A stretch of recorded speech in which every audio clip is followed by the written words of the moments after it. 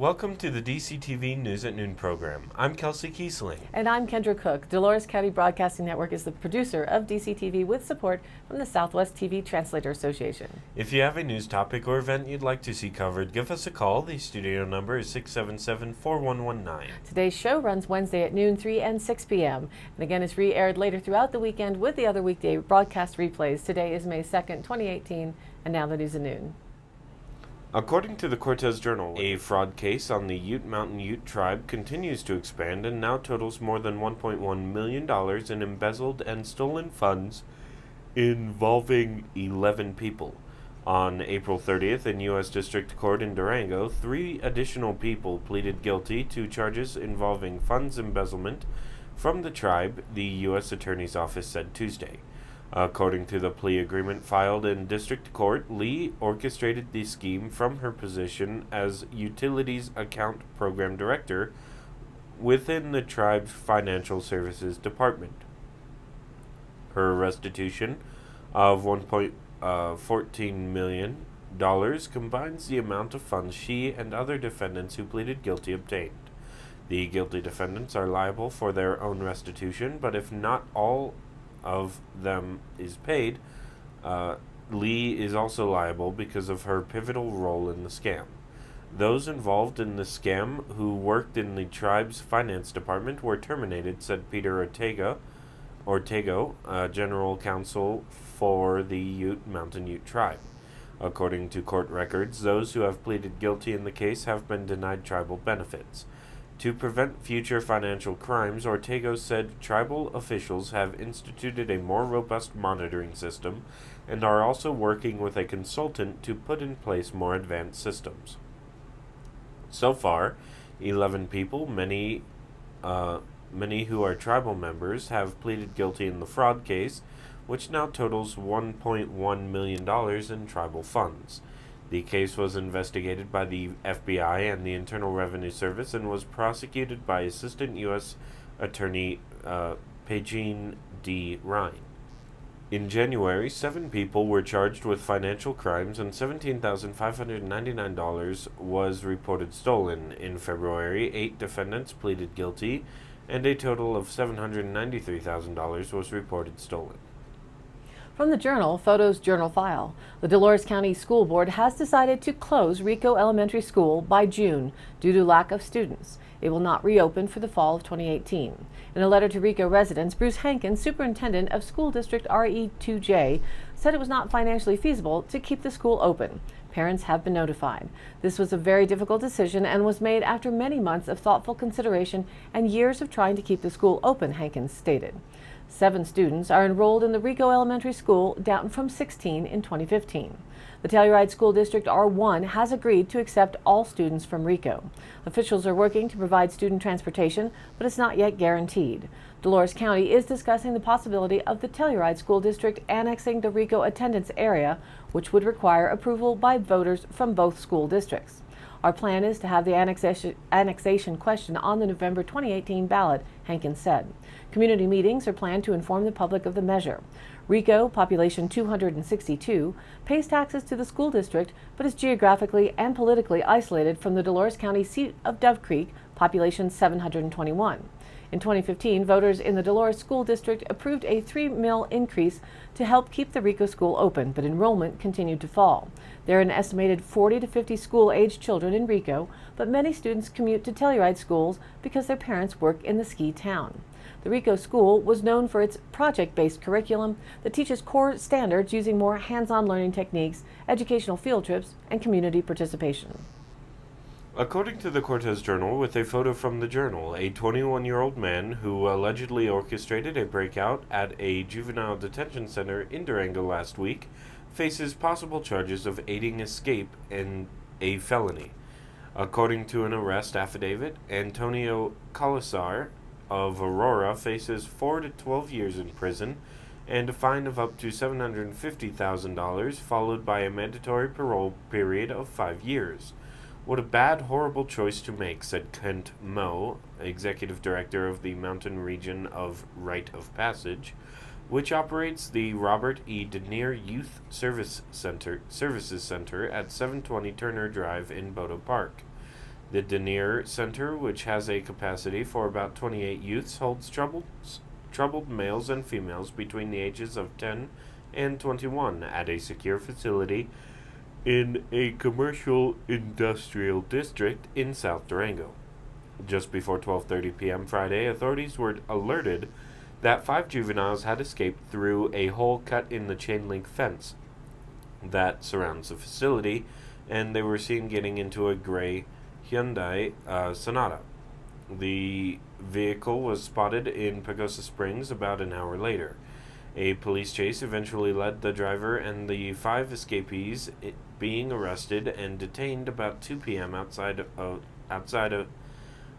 the town of South Fork, about 44 miles from Pagosa Springs.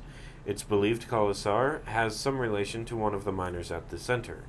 Mo said security cameras at the center are placed to observe what's going on inside the facility rather than the outside perimeter. Still, video footage from the La Plata County Jail adjacent to the center tracked Colasar's movements.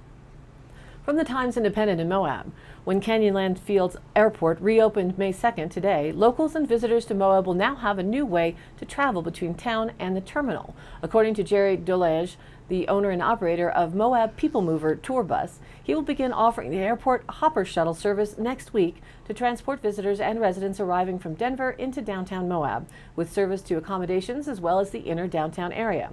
One-way and round-trip tickets are available to purchase. In an interview last week, Dolege told the Times-Independent that the shuttle would service every flight arrival and departure at the airport. And that's good news, as now the renovation and expansion of Canyonland Field Airport is complete and makes it capable of bringing in 50 and 70-seat passenger jets.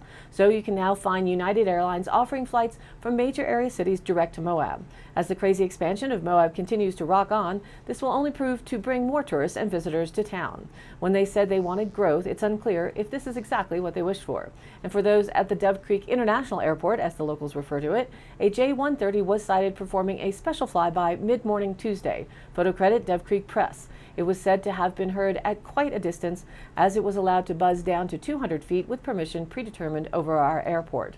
The unconfirmed reason was to celebrate the final day of an unnamed area serviceman. Reported by the Durango Herald, with photos by Jerry McBride with the Durango Herald. The Durango Air Tanker Base at the Durango-La Plata County Airport is preparing for a busy wildfire season. The base, operated by the U.S. Forest Service, was fully staffed Tuesday, about 2 weeks earlier than usual, as a result of the fire dangers, said San Juan National Forest Fire Management Officer Richard Bustamante. The base is home to a single-engine air tanker, which will be joined Wednesday by a firefighting helicopter. The single-engine plane, capable of carrying 800 gallons of fire retardant, can take off quickly and make precise drops to prevent small wildfires from growing into behemoths, said Alan Harrington, single-engine manager. Large planes may have to come from more distant locations such as Denver, he said. Helicopters can also make quick attacks, among other benefits, said SJNF Aviation Officer Jaron Flinders. More aircraft and resources can be deployed to Durango based on local needs, Harrington said. Fire season, which primarily runs through June in southwest Colorado, looked grim early this winter, Bustamante said. He recalled a fire that started in November above 9,000 feet in elevation north of Durango, where tracer rounds fired from a gun sparked a 60-acre wildfire. Low snowpack has plagued the region throughout the winter. Fires have been happening almost daily throughout April, he said. A chart demonstrates the worsening drought conditions throughout the Southwest. On March 13th, higher elevations were considered to be in severe drought, and lower elevations were in extreme drought. A month later, on April 17th, much of the higher elevations were in extreme drought, and the lower elevations were in exceptional drought. Currently, most of La Plata County is in exceptional drought. The most extreme category, all of Montezuma County, is exceptional drought, according to the U.S. Drought Monitor. And now, let's take a look at the weather. Today's national weather map isn't so different from yesterday's, with mostly clear skies over the eastern seaboard. Some thunderstorms still threatening the tip of Florida as the main moisture system churns over the central section of the U.S. from Texas now all the way up across to western New England. Within that system, the Central Plains are anticipating extreme and severe thunderstorms and winds. Behind that system, there's another low pressure front bringing rain and snow mix into the Four Corners and Intermountain West. Southern California is also under thunderstorm warnings, while for a change, the Pacific Northwest gets a chance at mostly sunny skies for the time being. Regionally, we're seeing unsettled weather continue over the region through Thursday as a series of weather disturbances pass through the area. Cool daytime temperatures are expected with areas of valley rain showers and mountain snow showers. Locally, heavy snow will be possible over the Colorado and the eastern Uinta Mountains through midday Wednesday, with the heavier snow shifting north into the northern and central mountains in western Colorado Wednesday night and Thursday. Total snowfall by late Thursday could exceed 10 inches over the higher passes. The hazardous weather outlook states that widespread valley rain and mountain snow will occur today and tonight as a strong winter-like storm system tracks across the region. Snowfall accumulations are expected to generally range from 4 to 8 inches, with locally higher amounts above 9,000 feet. Thunderstorms are possible late this morning and during the afternoon evening hours, which will enhance mountain snowfall for some areas. Snow will linger over the northern Colorado mountains through the morning and into the early part of the afternoon, and we are looking forward to any and all moisture soaking in around the southwest corner of Colorado. Our local DCTV 5-day outlook now shows today rain and snow showers likely becoming all rain after 10 a.m. Some thunder is also possible, which I did hear last evening. Mostly cloudy with a high near just 50 degrees, south winds 10 to 15 miles an hour. The chance of precipitation is high at 70%. Little or no snow accumulation, however, is expected. Tonight, a chance of rain showers before 9 p.m., then a chance of rain and snow showers. Some thunder is also possible, mostly cloudy with a low around 33. South winds 5 to 10 miles an hour, and the chance of precipitation is 50%. Little or no snow accumulation is expected. We'll have to see tomorrow morning. Thursday, a chance of rain and snow showers before 10 a.m., then a chance of rain showers. Some thunder is also again possible. Partly sunny with a high near 57 degrees. South winds 5 to 10 miles an hour becoming north in the afternoon. The chance of precipitation drops to 30%. Thursday night, partly cloudy with a low around 36. North-northeast winds 5 to 10 miles an hour. Friday, sunny with a high near 66 degrees.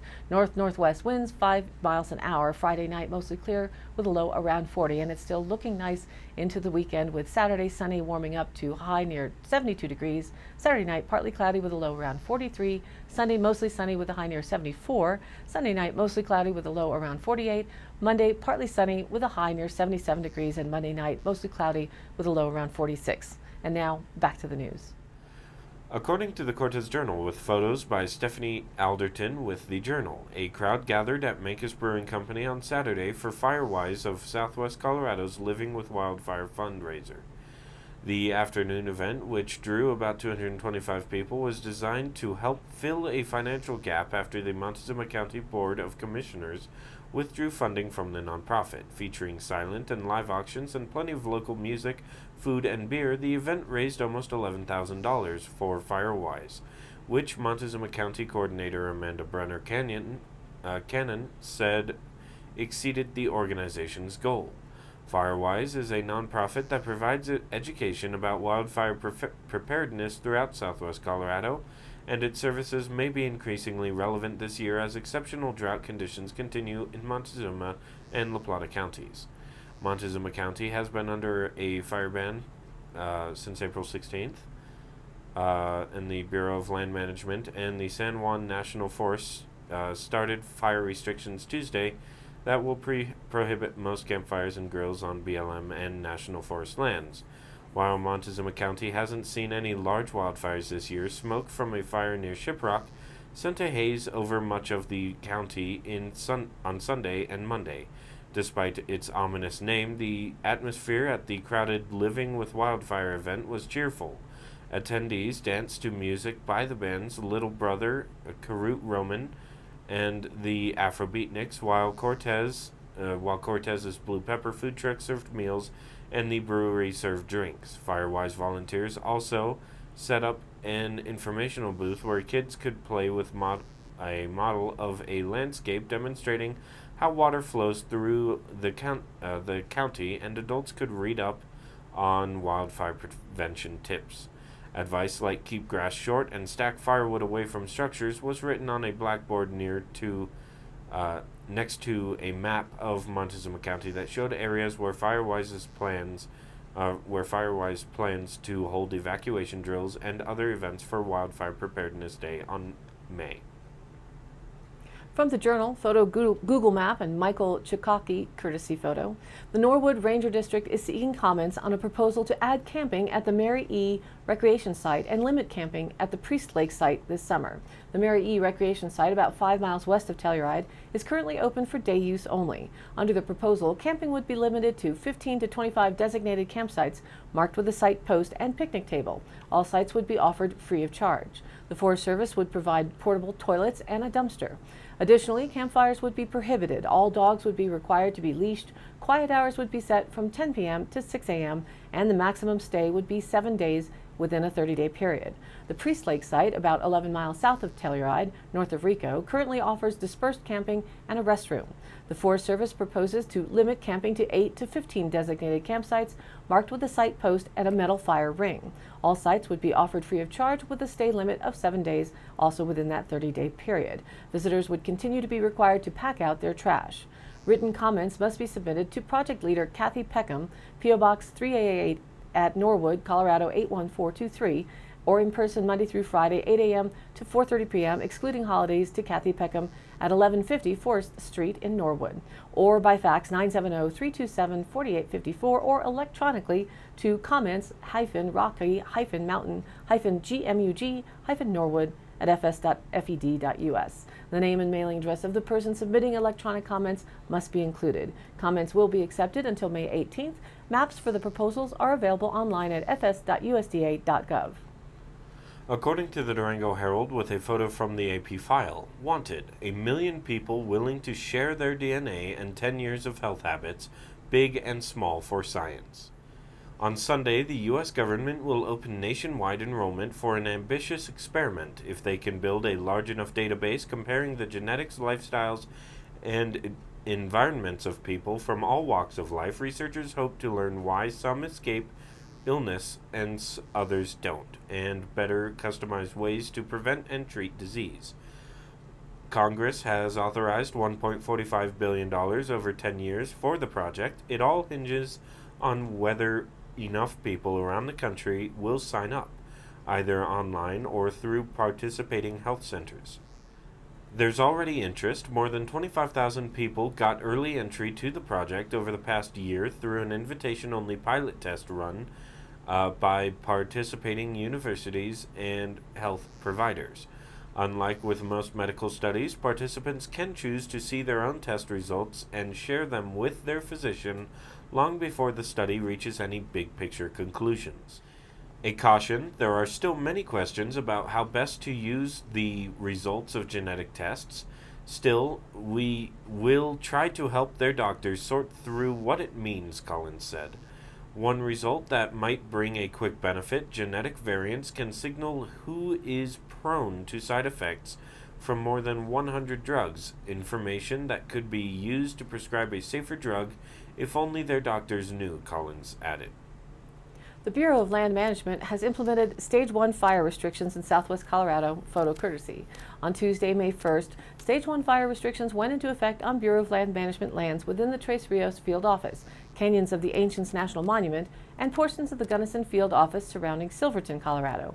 This includes BLM managed lands in Archuleta, Dolores, La Plata, Montezuma, Montrose, San Juan, and San Miguel counties. The following acts are prohibited under Stage 1 fire restrictions on BLM lands: building, maintaining, attending, or using a fire, campfire, or stove fire. The exceptions are petroleum-fueled stoves, lanterns, or heating devices are allowed, as well as fires in constructed permanent fire pits or fire grates within developed recreation sites.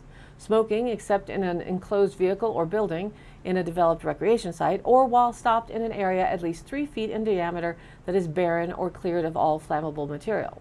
The use of fireworks, flares, or other incendiary devices, including exploding targets, are always prohibited on federal lands. Exemptions to the Stage 1 fire restrictions include authorized activities of any federal, state, or local officer or member of an organized rescue or firefighting effort in the performance of an official duty. Additionally, holders of valid BLM permits, leases, and authorizations are allowed to conduct approved activities but are advised to take extra precautions to prevent fire starts. Visit the BLM online or call the BLM Southwest District Fire Management Information Hotline at 970-240-1070 for maps and updates to local fire restrictions. The BLM continuously monitors the conditions throughout the area and will modify the restrictions as needed. And now for the Dolores County Sheriff's Roundup for the week of April 23rd through the 29th.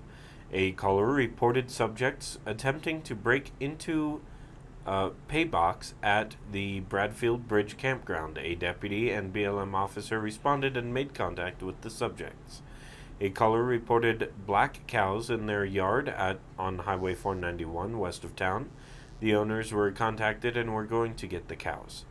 A caller reported finding a dog they thought may have been abandoned at Box Elder Campground.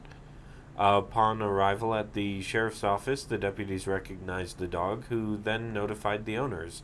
The owners came and picked up their dog. That concludes today's roundup. Stay tuned for continued updates. And today's High Canyon Country happenings. May 5th at the Mancus Brewing Company, PG Solo Acoustic is playing from 6 to 9 p.m. The website states that as a solo performer, Pete's instrumental and vocal skills bring his original songs to life, while his eclecticism leads listeners down many musical paths. During a typical performance, he's likely to perform an original song along with a tune by Johnny Cash, John Mayer, Led Zeppelin, the Jackson 5, Green Day, or Prince. Whether he's playing an original instrumental or a unique interpretation of a cover tune, the connection to his audience is always there. Mancus Brewing Company is on East Frontage Road in Mancus. May 5th and 6th is Unify Mountain Saturday in Durango. Unify Mountain Sounds, with a Z, is excited to be teaming up with the good friends at the Cavern Bar and Grill to bring you a weekly underground electronic music night there in Durango. Here's the lineup for May 5th. 9:30 to 10:30 p.m. it's Peter Robot. 10:30 to 12:30 Scoffa and Snarky. 12:30 to 1:30 a.m. Squoze. The doors open at 9 p.m. It's a 21 plus event. It's free entry to listen to the artists on SoundCloud. Check out the links on Unified Mountains Facebook page, which is linked up on our Facebook page. This Saturday is both Cinco de Mayo and the Kentucky Derby race. Celebrate both with a Cinco de Mayo May Derby Hat Day party at the State Line Bar and Grill. West of Dove Creek, happy hour specials run from 4 to 6 p.m. The race runs at 4:34. Be there ahead of time to root on your favorite to win this year's Kentucky Derby, and why not wear a fancy sombrero to go along with your mint julep. All of the happenings are posted on our DCTV News at Noon Facebook page, along with the YouTube replays, weather, and original stories and local posts. To share your event or information, contact us, dcbnnews@gmail.com, or call the station 970-677-4119, and we'll be sure to get your news on air. Thanks for tuning in. News at Noon airs at noon Monday through Thursday and then is rebroadcast at 3 and 6 p.m. on each of those days. The weekday news shows are then replayed throughout the weekend as well. And be sure to check us out on social media. Our Facebook page is DCTV News at Noon. Please like us there and share it with a friend. For Kendra Cook with DCTV and the News at Noon program out of Dove Creek, USA, I'm Kelsey Kiesling. Thanks for watching.